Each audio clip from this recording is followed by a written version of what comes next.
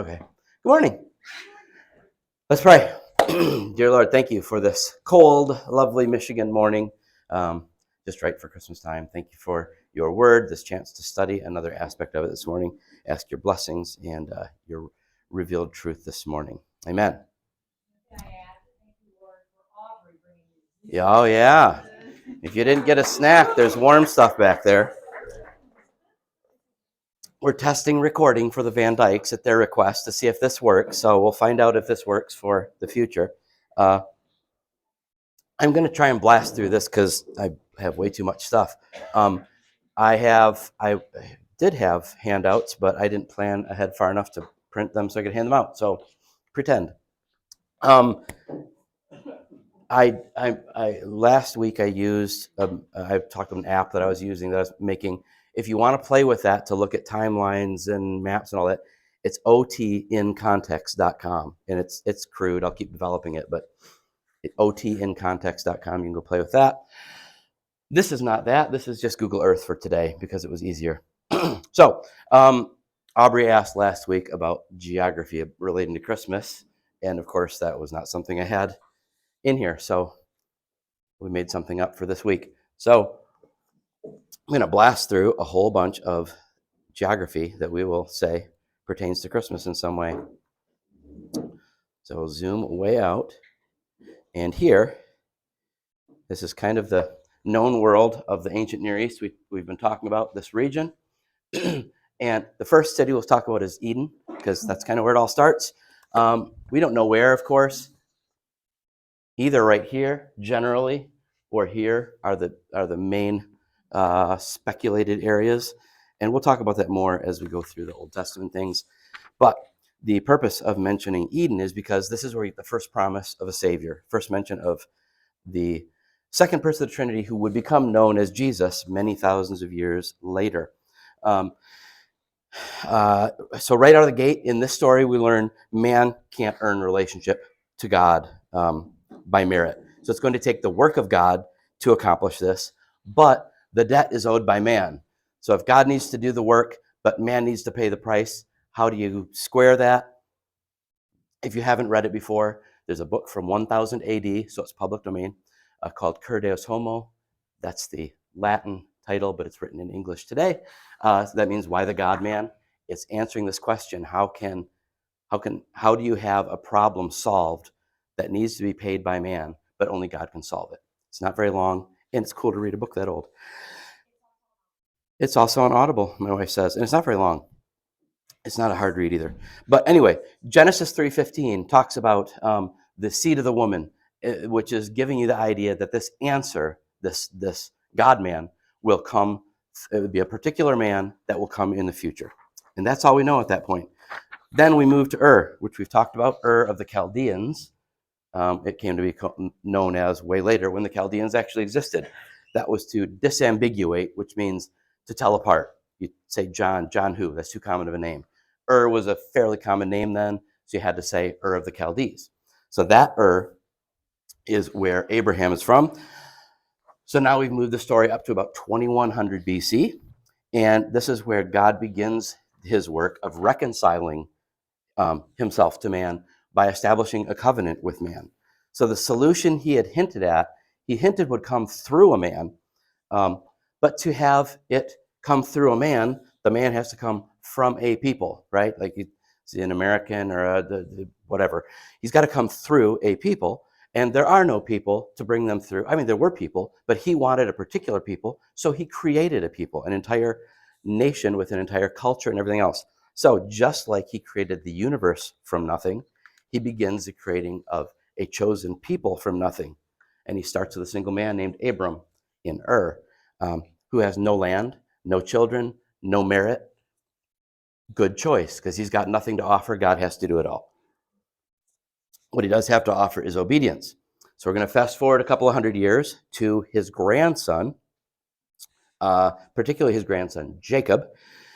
Jacob had a couple of wives, and one of them was named Rachel, and she had two children named Joseph and Benjamin.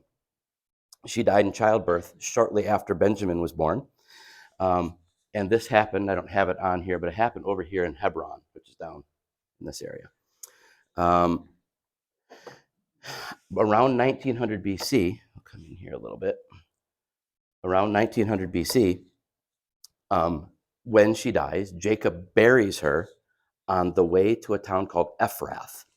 I don't have that marked on here either by name, but it's a region, we're not quite sure, a region, an area of some sort of district, ancient, 2000 BC, it's known. It's called Ephrath, that would later be in a region that doesn't exist yet, but later this region that it's in will be called Judah. Okay, we don't have tribes yet, so we don't have Judah, but that kind of plants it for you if you're familiar with that. Also later, a little teeny tiny village called Bethlehem would come to be inside of this Ephrath area. Bethlehem, also very tiny. It was a nothing. I mean, even anytime it's mentioned, it's talked as as an area of little repute, not much there. It's just kind of nothing. Because Bethlehem too was a somewhat common name, we have to disambiguate it from other names. Are you talking about, Jackson or whatever? There's different towns that it could be in multiple states, so you have to say what state it's in. This Bethlehem is called because in Ephrath, it's called Bethlehem Ephrathah. So sometimes you'll see, Micah will say Bethlehem Ephrathah. Like it isn't just a fancy name or something or a scientific name. He's being explicit about which Bethlehem and where. So there's our next place is Bethlehem Ephrathah right there. Given Joseph's importance to the story of Israel would come from him. Would come from his brothers, the tribes of his brothers and his sons. And because of his importance in establishing the people, he saves them from the famine. He gives them a place to live. So Joseph's a big deal in the story. Because of his importance to the story of Israel, Rachel, his mother, is seen in a lot of ways as the mother of Israel. That makes sense? Because she's got a lot to do with the nation eventually coming to be. Rachel is buried somewhere, we're not sure. It says on the way to Ephrath. So somewhere, either in Bethlehem or closer to Ramah, another town nearby there. This Ramah's not in Ephrath, about 20 miles away. But Rachel's buried somewhere in there. Most traditions say closer to Bethlehem. But a tradition arises because of her importance to Israel that says, it's in Ramah, is in the allotment. So when the tribes come in the land, when the people come in the land, they're given land by tribes. This is all stuff that we'll get to at the end, but because Aubrey asked, we're going to talk about all these things we haven't covered yet. The tribes will each get their own piece of land. Judah gets this area down here that includes Bethlehem. Benjamin gets a little area here that includes Ramah. Ramah is in a town that is in one of Rachel's sons' tribes' allotments. This town becomes known, and it symbolizes sorrow and loss because of Rachel's death in childbirth. That'll come up again in a minute. So after Israel's conquest of Canaan, Joshua divides the land into all these tribes. Because Bethlehem Ephrathah ends up being in, which was named before that, because Judah gets that allotment, sometimes you'll see that same town referred to as Bethlehem in Judah or Bethlehem in Judea, depending on what period you're reading. So these are all the same place. We're just being, the author at the time is being contextual to who exists then and what they'd understand. Let's go another 800 years forward to around 1100 BC. Bethlehem Ephrathah was the home of Naomi and Boaz.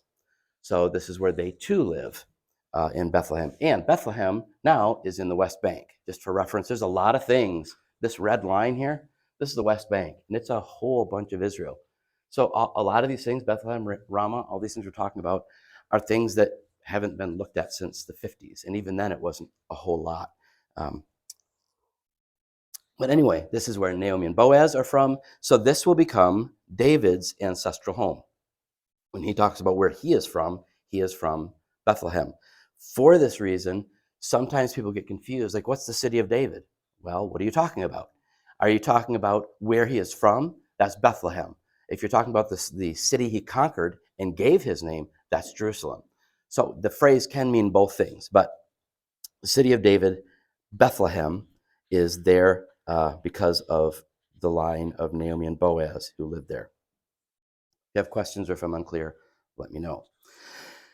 About 100 years later, so Naomi and Boaz there is not yet a kingdom. They are living under judges during Naomi and Boaz's time. About 100 years later, the kingdom of Israel is formed. So we're about 1000 BC, right around there, a little earlier than that, is when the kingdom of Israel is formed, and then shortly thereafter they split. They have 3 kings as a united group, then they split, and now it's 2 nations. The north, which keeps the name Israel. Let me zoom out just for clarity here. Well, basically, north of here is Israel and south of here is Judah initially. These lines are very fluid. They change a lot throughout time, not just Israel and Judah, but everything. When they're formed and then split into Israel and Judah, very quickly Israel falls under the oppression of Assyria, and Judah. So these guys fall and are taken away. Judah continues to be oppressed by Assyria, but they hold. They don't get taken away, but they pay a toll for it. During this time, we're going to come up to 700 BC. We're going fast. During this time in 700 BC, there's a prophet in Judah.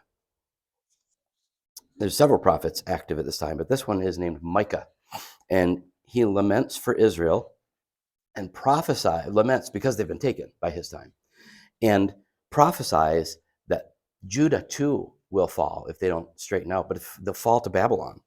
And he also foretells that God will protect and restore the people. Even though they will be taken, he will protect and restore them to bring the seed he had promised way back to Eve, and had repeated that promise throughout.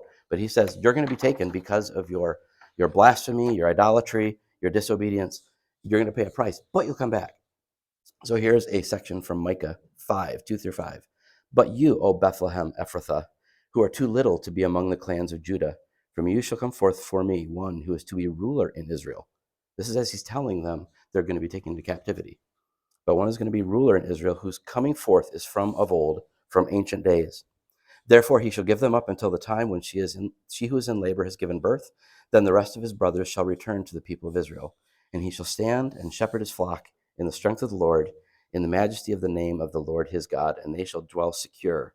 For now he shall be great to the ends of the earth, and he will be their peace. So you got the same thread that just keeps on going.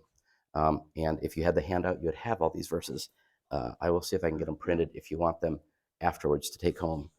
All the verses I'm going to reference, I have all printed out along with a map and some other things I'll reference. So would have been handy now, but I didn't do that. So let's come forward a little bit more to 600 BC. Now Israel is gone. I mean, they've been taken to captivity, and the way the Assyrians did it, they scattered them, just gone. They're nowhere to be known anymore. Judah is about to be captured. They're currently being assaulted by Babylon, and they're going to fall. But in the years just before Judah's fall, suffering is really intense. And during this period, Jeremiah prophesied Judah's demise, made him super popular. They did not like him. He paid for this among his own people because he was just saying what God told him to say. Consider this prophecy, Jeremiah 31:15. Thus says the Lord, a voice is heard in Ramah, lamentation and bitter weeping. And this Ramah is only mentioned 2 times that I'm aware of. One is by Jeremiah, and the other one is by someone citing Jeremiah, which will come up. And if you read it, like, what is this Ephrathah? What's Ramah? We'll see in a minute. A voice is heard in Ramah of lamentation and bitter weeping. Rachel is weeping for her children. Well, that happened way back when, but he's talking about something else that he's comparing to that. She refuses to be comforted for her children because they are no more. Well, her children, her oldest was Joseph, from whom came the people of the northern tribes who are gone, for her children are no more. That's not what Rachel was weeping for, but that's what Jeremiah is now saying figuratively. She's weeping because Joseph's people are gone. And then, by extension, her other child, Benjamin, is part of Judah, which is about to be taken. So remember I mentioned that Ramah had been a place of sorrow and loss, but because of Rachel's death there. And for hundreds of years by now, it's been a place where people go like as a pilgrimage for weeping or whatever. That's just how they did things. Excuse me. So Ramah's north of Jerusalem, and it's about 20 miles from Bethlehem. So you can see Jerusalem is a little dot here. So Bethlehem is like 6 miles southwest of Jerusalem, and another 15 miles or so north of Jerusalem is Ramah.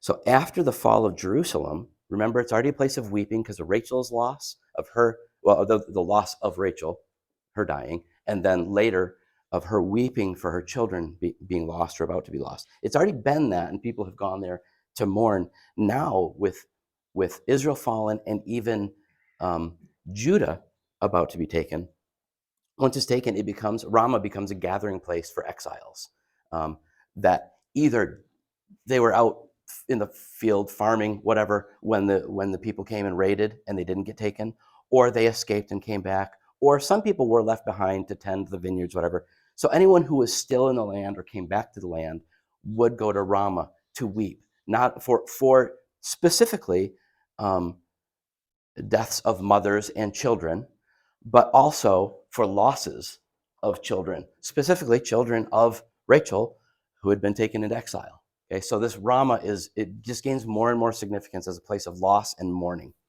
So that's the relevance of Ramah. That's what Jeremiah has in mind when he mentions this weeping in Ramah with what their current context was of Ramah and what is about to happen to Judah.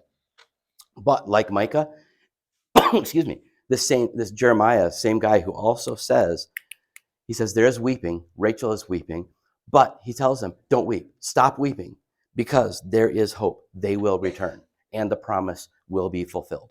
So at the same time, judgment and hope. This is the story of the Bible. We keep on seeing this. So turn on another layer and move on to the next section. This here is a region that for a long, long time, way before Israel had been known. The name doesn't get this name until later, but this is Galilee, this purple region. Galilee is the northernmost part of Israel. Its extent and control, who controlled it, and what was called Galilee, just like everything else. I mean, these shapes I made are take them with a bunch of salt. But this is generally Galilee. It's not mentioned in Scripture or anywhere until the conquest by name. And the conquest is about 1400 BC. Before that, zoom out here for a second, the Amorites, they were all over. But the Amorites are the ones who eventually took Ur, but they lived throughout here and throughout this whole area. Hittites came from up here. Galilee's here. So by 1400, Hittites and Amorites had kind of moved in. And there's a lot of them in Canaan anyway, but that is who is in Galilee predominantly at the time of the conquest. So 1400 BC, the conquest happens. They move in. Joshua gives the tribal allotments. I mentioned Benjamin and Judah already. This is the area. Primarily, this would be Zebulun and Naphtali would get this area. Centuries after that, it becomes when Assyria is coming in. So Assyria is way over there somewhere, and they come in this way. So these guys are the first one. Anytime somebody's coming through, they're the first one that the door gets knocked on. So they're the first ones to fall to Assyria. So Galilee falls quickly. Galilee, this region of Galilee, and an area called Transjordan, which will take on a lot of names, but Transjordan is a name we'll use. Trans just means across. So Transjordan, from the perspective of the people who are writing this book, across is that way. So Moab, Gad, different tribes will camp over here. This land, eventually, this yellow line is Jordan today. So Transjordan today is just Jordan.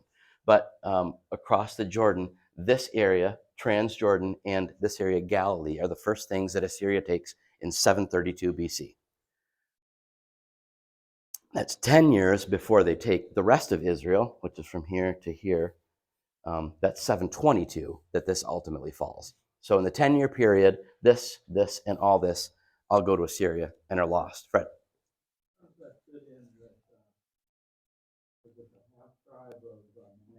Mm-hmm. Half tribe of Manasseh. So Manasseh splits in two. Some of them are over here, and many of them want to be over here because of the land that's over here. Then you got Gad and I'm blanking out. I'll think of it later. But yeah, they're over here, and it's called a half tribe because they split in half on each side of the Jordan.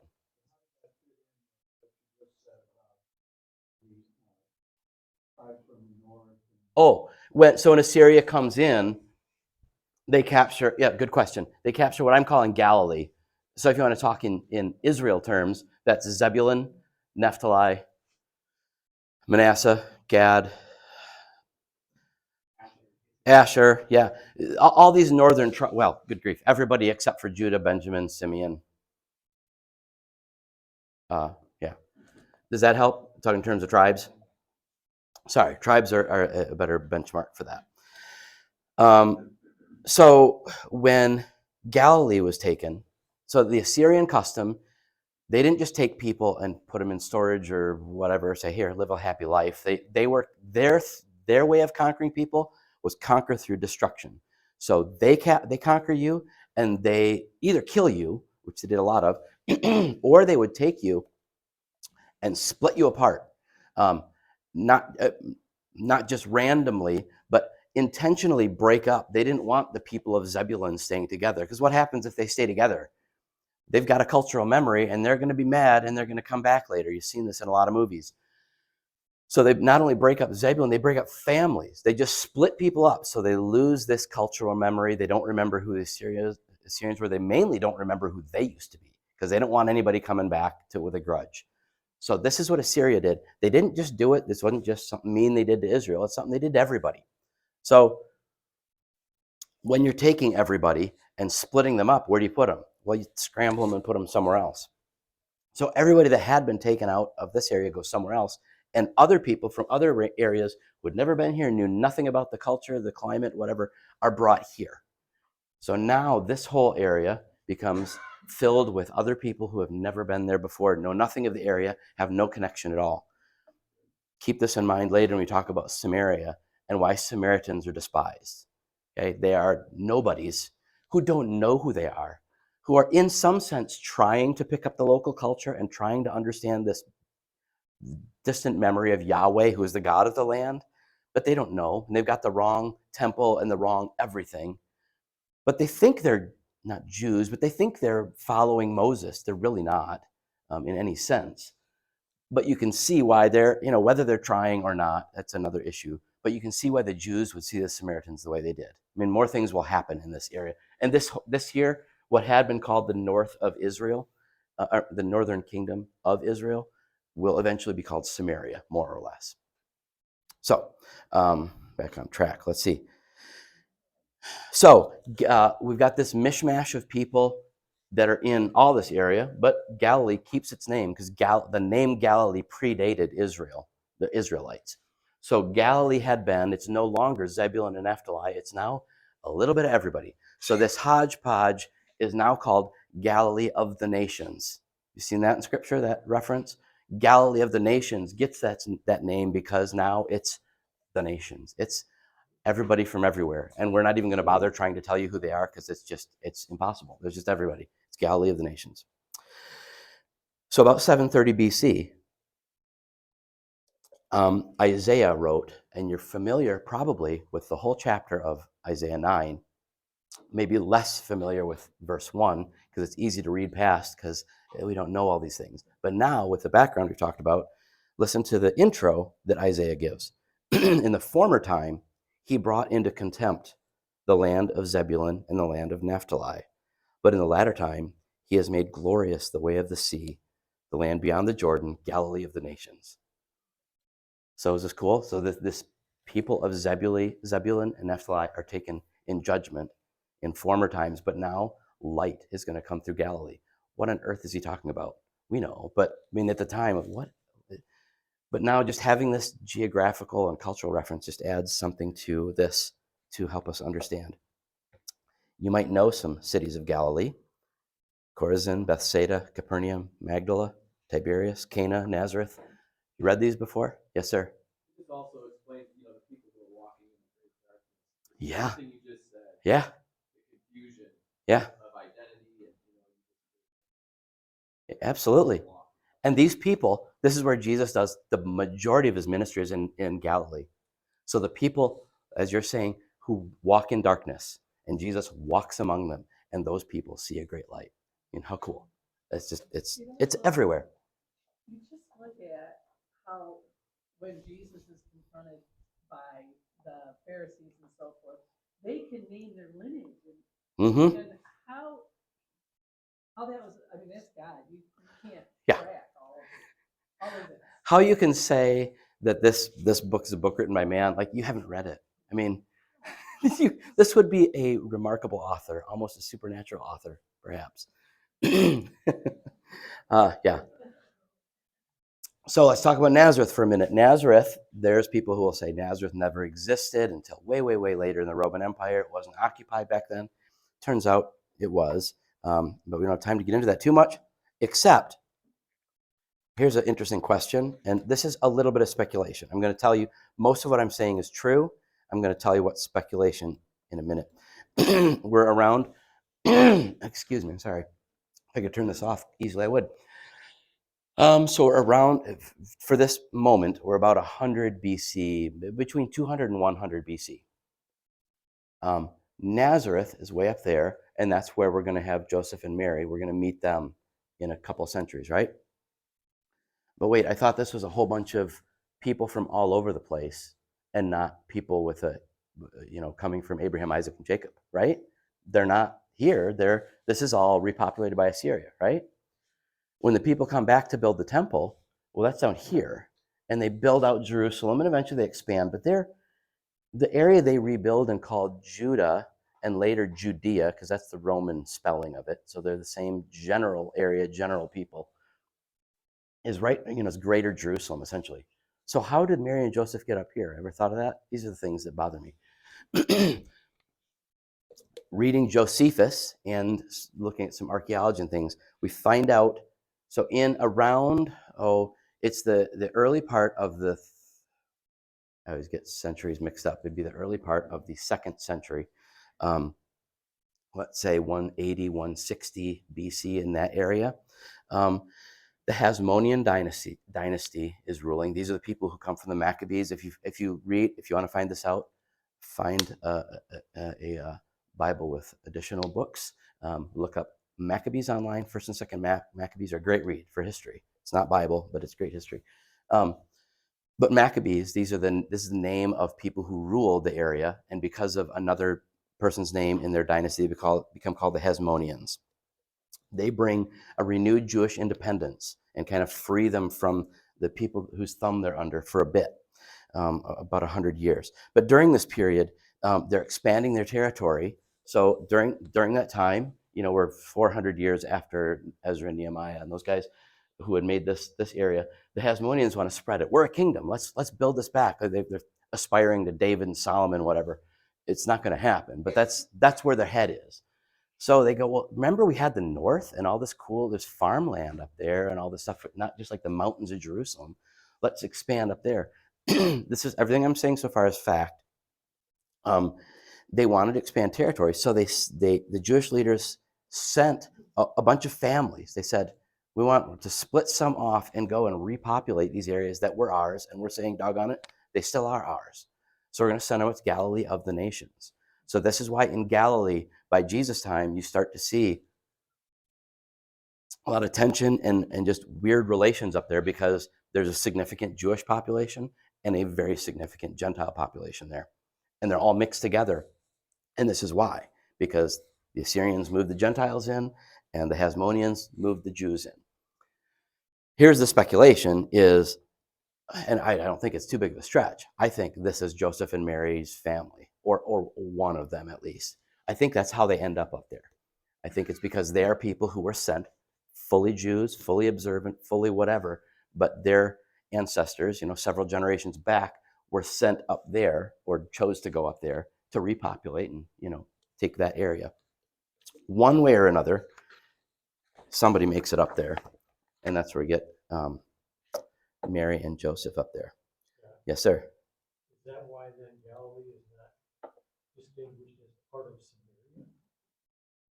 Samaria? It is called part of Samaria still, but you'll see in a minute that we start to call these as districts. So at first they were tribal allotments. At first it was just the land of Canaan, just kind of this big area. And then the tribes come in and they get their allotments. And then they divide between the north and the south. And then Assyria moves them in. And then starting with Assyria, but more under Babylon, a Persian rule, they start to change names of districts. And then the Romans really solidify it. So that's where Samaria becomes its own space there. So why were the Samaritans hated so much, not the Galileans? Because the Galileans the Galileans probably would have been. That's a speculation. I'm presuming they would have been, but there were also faithful Jews living there. Samaria, there weren't. It was just all pagans who pretended. It's one thing to say, even think now, it's one thing to say they're pagans. It's another thing to say these pagans think they're us. They're out of their tree. No, they're not. They think they worship the one true God. No, we know. We've got the letters and all the whatever. So this is why they're more hated, and they're neighbors. So that's going to be more. And I presume Judea is probably going to be thinking, well, we've gone and we've repopulated Galilee. So sure, there's other guys there, just like there were in the conquest, but it's ours now. It's part of our. So so this is why you hear about. I turned it off, but Galilee is this here, and Judea is down here. Well, Jesus is going to the temple. He's going through Samaria, which isn't in any way Jewish, but Galilee is seen as Jewish. That explains why you got these two centers that have a large Jewish population. And the ones in Galilee, they're farmers, they're backcountry hicks. Like that's why people would say you're a Galilean. Like I can hear it in your voice. Like, and I see how you dress. Like you can't fool me. I know you're a Jew, but you're not a Jew like us. You're one of those northern guys. Yeah. Galilee was not a real breadbasket. Farming location. Yes. In between what in Jesus' day we call Samaria wouldn't have been as desirable to operate. Probably so. Yeah. Probably so. And not only did they have the land, but they also had the Sea of Galilee, which was for fishing and everything. So lots of resources there. So we get Nathaniel, when he hears from Philip, I think, hey, come here, this guy from Nazareth. He goes, nothing good comes out of Nazareth. Are you serious? It's up in Galilee with all those crazy, backcountry people are. So he says, come and see. I'm not going to explain it to you. You just got to come see. So somehow Joseph and Mary, their family end up there, and they are up there. Let's move into the Roman Empire. I'm not going to give you much Roman history except to say there is the Roman Empire, kind of. Rome is here, and this, don't get too picky, but that's the Roman Empire. I'm just going to talk about this area because we're talking about Christmas and we're talking about what pertains to that. So I'm going to zoom in. Rome, the reason it's relevant, Luke 2:1, Caesar Augustus is the emperor of that whole area. So he's the top guy. He says, I want everyone to be counted, right?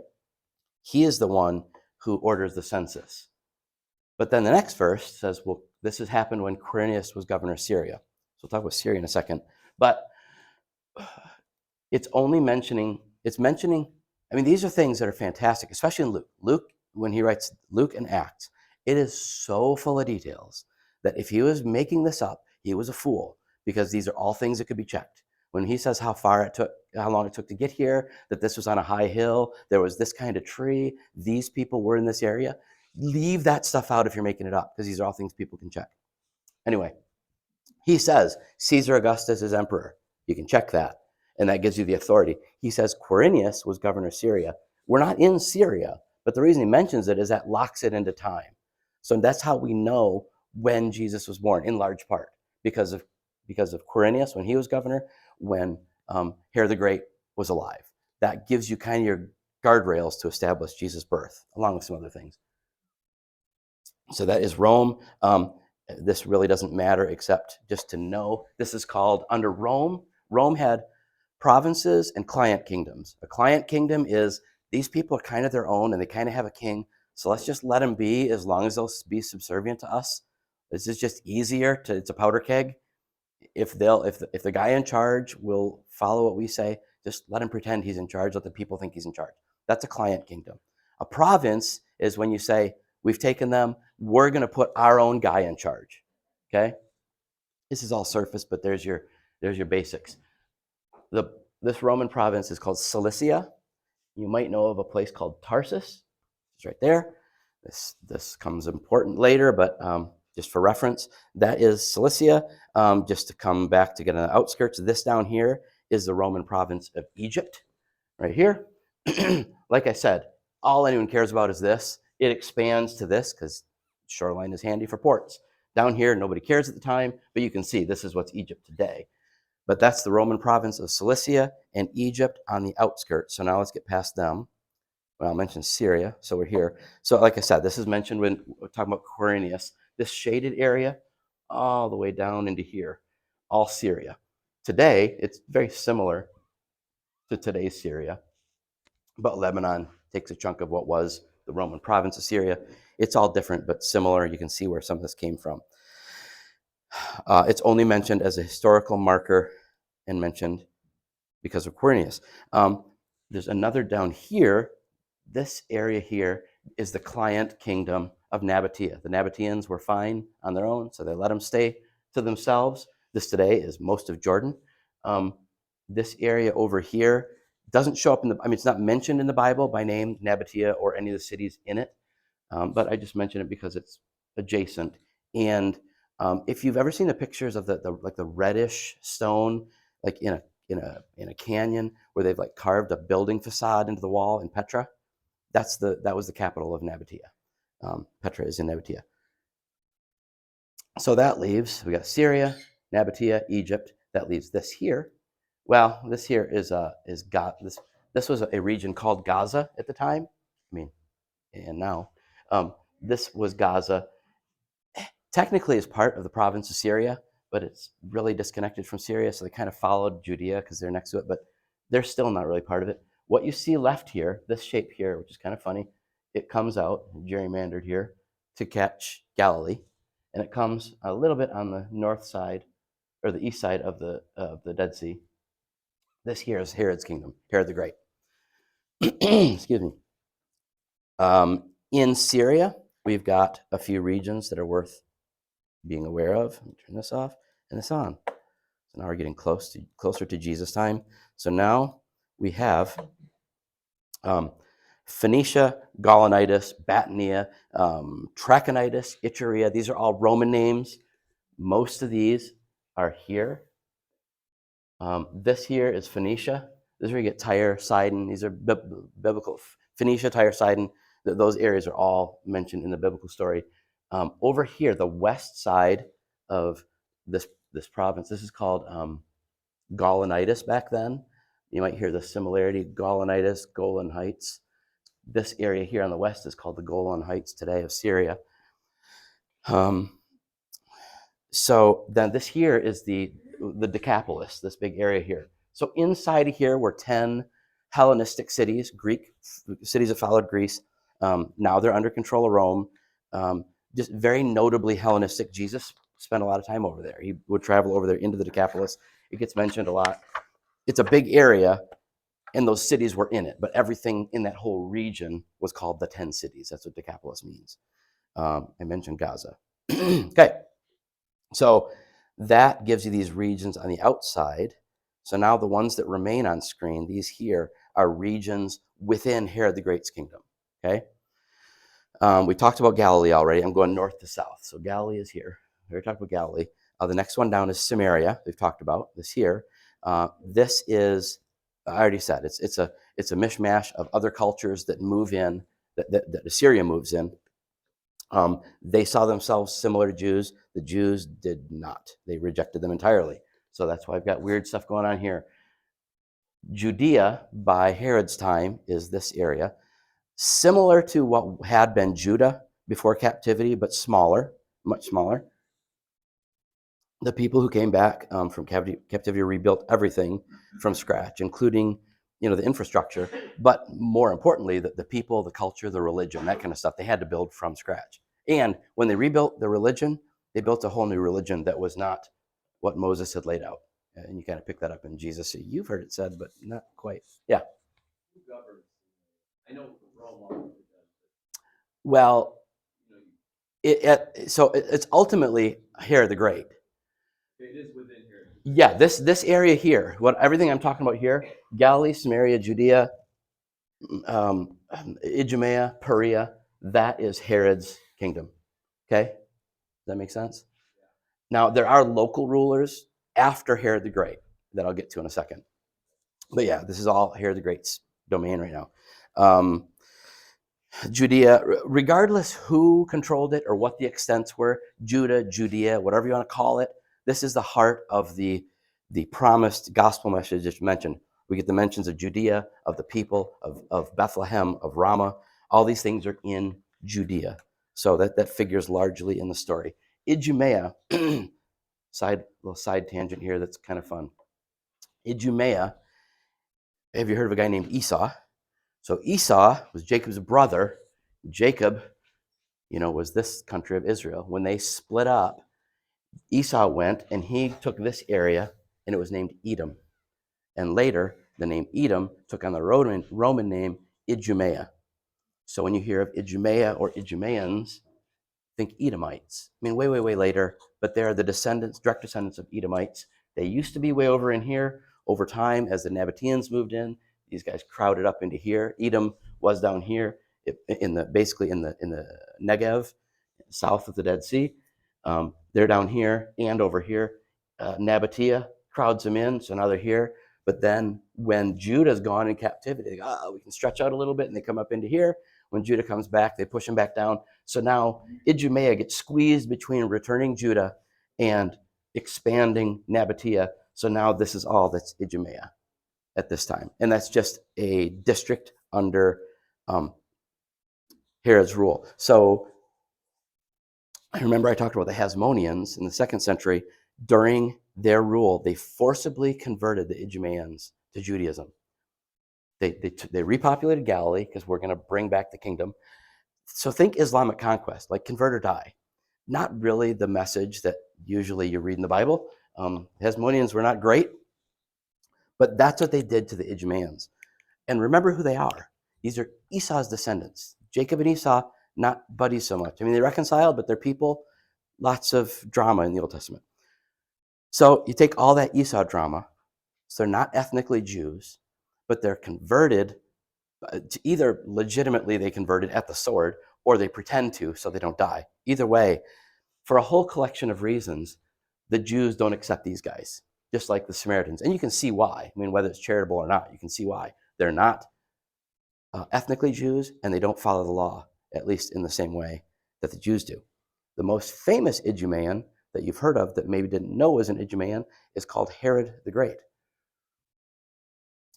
Think of this. You're Rome, way over there. We need somebody to rule these people. They're a touchy people. They got a lot of stuff going on. Who do we pick?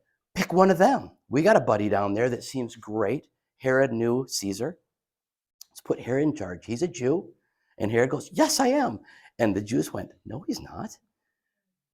See us set up for some clashes here too. So you've got Samaria, not so much Jews, but they think they are. These guys, not so much Jews that they think they are. Rome thinks Herod is, and this is all going to go fine. And Jews going, this is not going to go fine. Yeah, Laura.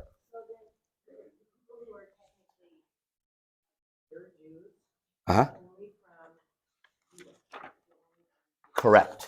Now, by the time they come back from Babylon, anybody who had come from the line of Jacob, even if they came from Simeon, Benjamin, whatever, they were all lumped together as Jews. This just becomes a common name. But initially, Jew means Judahite, meaning from the tribe of Judah. But over time, it means anybody who follows the law and is from Jacob.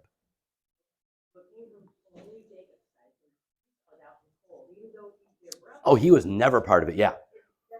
That's why he was down to Edom. And when he's, when Jacob's at Bethel. He has a dream. He's scared to death. Esau's coming. He's scared. He's coming to kill me because I'm coming back to town. Yeah, they did reconcile, but there was lots of tension. No, they're brothers, yeah. But the covenant was extended through, is a very particular covenant. Abraham through one of his sons, not Ishmael. Israel through one of his sons, not Esau. And we see this particularity continue on. God is picky. I mean, he has rules, and he expects them to be honored. Okay, let me try and whip through. Oh, not much time. Perea, we don't really talk about. It's the area on the east side of the Jordan. It had been Moab, which we talked about a little bit. It had been Gad and Reuben were over there at one point. So Jesus' time. So he is born sometime between 6 and 4 BC. Emperor decrees from Rome caused Mary and Joseph to go from Nazareth down to Bethlehem, because Bethlehem is where Naomi, Boaz, David was from. That's his ancestral home. They have to go down there. It's a long, not particularly comfortable journey. They head down that way. Nazareth, small, despised town where the angel appears. They're not super welcome when they get down there, except with family, because they get to Bethlehem and stay with family. And that's a whole different thing of what, when they stayed in the inn, it was not an inn. That's a mistranslation. The word for inn is the same word, kataluma, as upper room. So when Jesus went to the upper room, he stayed in, that was in a kataluma, which is where Mary and Joseph stayed. So when you think they went to stay in the inn, don't think inn, think a guest room. So it was a guest room in some of their family. They would have gone, every house had a kataluma. Everybody had a guest room. And it was usually the preferred space, kind of up and back. There wasn't room for them in that space, so they had to stay in the front spot, like the garage. So there wasn't room in the guest room, so they had to stay in the garage with the animals. Okay, lots more cool stuff that can be said about that, but we don't have time. Fields near Bethlehem, and Austin mentioned this last week. There's fantastic stuff in his message. There's more cool stuff. Bethlehem is 6 miles from Jerusalem. Jerusalem, mountains. Bethlehem, pastoral, lush, lots of space to spread out. And remember, this is where Boaz and Ruth had Boaz had farmland that Ruth gleaned. This is where David shepherded. So this is picture. That's Bethlehem, not Jerusalem. Jerusalem's mountains. Can't raise sheep in Jerusalem. Where do you raise sheep? Bethlehem. This is established. Now it doesn't say this, but it says in the fields near Bethlehem, the angel appeared. Okay, and you think angel, like Austin said, think they look like for all dressed up for war. Not only that, there's a host of them. So whatever number you think of, it's way, way, way more. And don't picture a whole bunch of them with wings and harps up in the sky. They are, which would be scary enough. They got weapons, and all of a sudden they're around them. So your shepherd's standing here, and all of a sudden, whoa. Like it's everywhere standing around us, would be sore afraid. So they're terrified. But here's the cool connection. This is south of Jerusalem. This is where they're raising the animals. These people, as he mentioned, are ceremonially unclean forever. They cannot clean up and keep their job, right? Because they're around feces, blood, death, all things you can't come into contact with and then go into the temple. You're unclean. You have to be made clean. How can they be made clean? They can't. They can't. They would not have a job anymore. Well, guess what? The angel who appeared to the lowest of the low said, you don't have to do this anymore because a child is born who will make you clean and your jobs are done away with, because they were raising the Passover lambs that were used every year 6 miles north in the temple. So what they were announcing to them is this whole thing of killing these animals all the time that your career revolves around is done, because the lambs are taken away, because the real lamb has come, and now you don't have to take care of these lambs, so you won't be unclean, so you can actually see them. And guess what? You get to go see the little kid before any of them clean people do. I mean, there's so much cool stuff. And you think, oh, he saw the shepherds and they saw them. Yeah, but there's a lot going on. I mean, this is who God gives his message to first. So much more that I won't talk about. The East, a lot of people have talked about, Persia, where Daniel went, which is over here, Babylon. That's the traditional view, and it could be an interesting little connection. It only says from the East. I'll tell you another thing that's East is Nabatea. Right here, Nabatea is where the spice road goes through. So there's all these different main roads for trade that go different places. Most of the stuff I mentioned goes through here. But if you want to go to the east, you go that way, like to India, the Orient, whatever. You go through Nabatea. Big trade area in Nabatea. Actually, one of the roads that goes through Nabatea is called the Spice Road. Nabatea was the predominant provider for the whole region of something called frankincense, which is kind of interesting. They would have also had myrrh there because all kinds of spices came through here. So there is speculation. This is east. So could they have come here? Or even if they didn't come from here, did they pick up their gold, frankincense, and myrrh from here, whatever? It's lots more you could talk about. I think we talked about most of the geography. It goes on and on, but that's how the Bible is. Lots of interesting stuff about Herod and the guys who come after him. And we didn't talk about it, but this gets divided up into the different Herods. So you read about one Herod who kills John the Baptist, and then Jesus hears about this, and he wants to withdraw to a solitary place. So he gets in a boat. Like, why didn't he go inside or go across town? Well, because he's here. The same guy that killed John the Baptist is where Jesus is. So he gets in a boat and goes over here to where Philip the Tetrarch rules, because Philip the Tetrarch was a nice guy. Antipas over there was not so nice. He just killed his cousin. I mean, there's just all these things. Once you know who these people are and what the regions are as they change, not that it changes the story, but it adds depth. I'll stop now. Any questions, thoughts? Yes?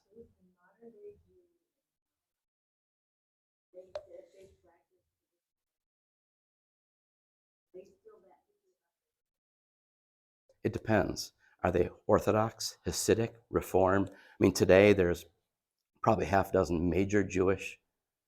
The majority of people who are Jews today are atheists. So try and square that one. So you got to find out. Just saying somebody's a Jew is interesting, but it doesn't tell you a whole lot of specifics. So you got to find out, are they talking about the religion? Is this a custom they've taken on, like Madonna did for a little bit? Or is this their religion, their ethnicity? I mean, it could be a lot of things. So you got to ask. Lord, thank you for this time. Thank you for your word. Thank you for that everything speaks to you, not just the prophets, but also the land and the story and the archaeology and everything else, and that it all speaks to what you said about everything culminating in your Son. And we thank you for him coming to earth as a man and the work that he did on our behalf for your sake. And we celebrate that this morning, and be with us this morning as we go up to worship you. Thank you for this time. In Jesus' name, amen.